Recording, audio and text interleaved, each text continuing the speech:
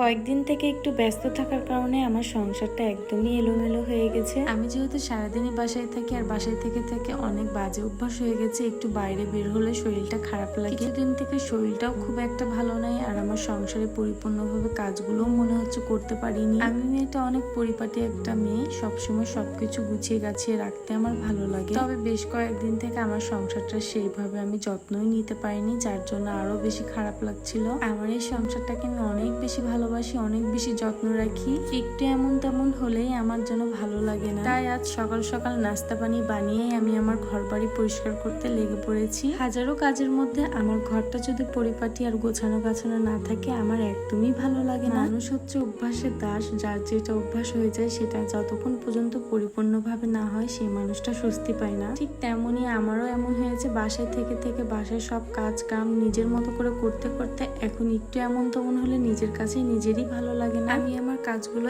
একা একা নিজে করতে বেশি পছন্দ করি। কাউকে বিরক্ত করতে বা বিরক্তের কারণ হতে আমার একদমই ভালো লাগে না। যতক্ষণ নিজে পারি নিজেরটা নিজেই করি, যখন পারি না তখন রেখে দিই। তবে আমার কাজ আমি কাউকে দিয়েই করাই না। সংসার জীবনটা যে এত মিষ্টির হয়, সংসার জীবনে না আসলে হয়তো বুঝতেই পারতাম না। এত অল্প সময়ে সবকিছু নিজের মতো করে পেয়ে গেছি। সংসারের দায়িত্ব নিতে নিতে সবকিছু সামলাতে সামলাতে একটা যেন অভ্যাস হয়ে গেছে। সবকিছুর পরে এত বেশি মায়া হয়ে গেছে যে কোথায় গেলে আর আমার মনই বসে না। কোথাও গেলে শুধু মনে হয় আমার সংসারটা কে দেখছে, কে কি করছে না করছে সবকিছু ভেবে সবই এলোমেলো হয়ে যায়। দিন শেষে আমার একটা শান্তির জায়গা, যে এখানে আমি নিজের মতো করে সবকিছু করতে পারি। আমাকে বাধা দেওয়ার মতো কেউ নাই, কেউ কোনো কিছু বলার নাই। তবে কি জানেন, আমরা জীবনে যাকে সব থেকে বেশি ভালোবাসি তার কাছ থেকে আমরা কষ্টটা বেশি পাই। কিছু সময় কিছু ভুল বোঝাবুঝি থাকাই ভালো। সময় একটা এমন জিনিস যে সত্যিটা চোখে আঙুল দিয়ে দেখিয়ে দেয়। একটা পরিবারে কিন্তু অনেকগুলো মানুষ নিয়ে একটা পরিবার হয়,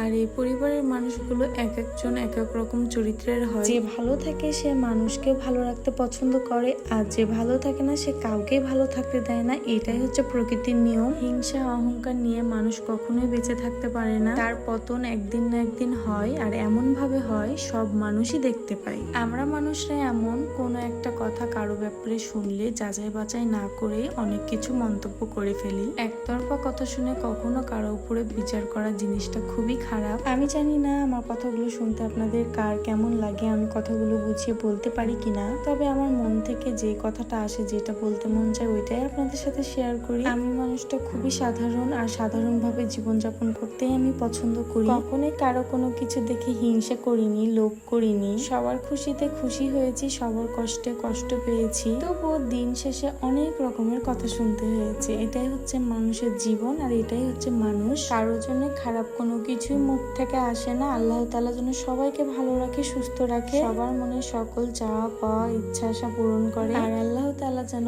আমাদেরকে ধৈর্য ধরার তৌফিক দান করে। আজকের ভিডিও আর বড় করছি না, দেখা হবে নতুন কোনো একটি ভিডিওতে। সবাই ভালো থাকবেন, সুস্থ থাকবেন। আল্লাহ হাফেজ, আসসালামু আলাইকুম।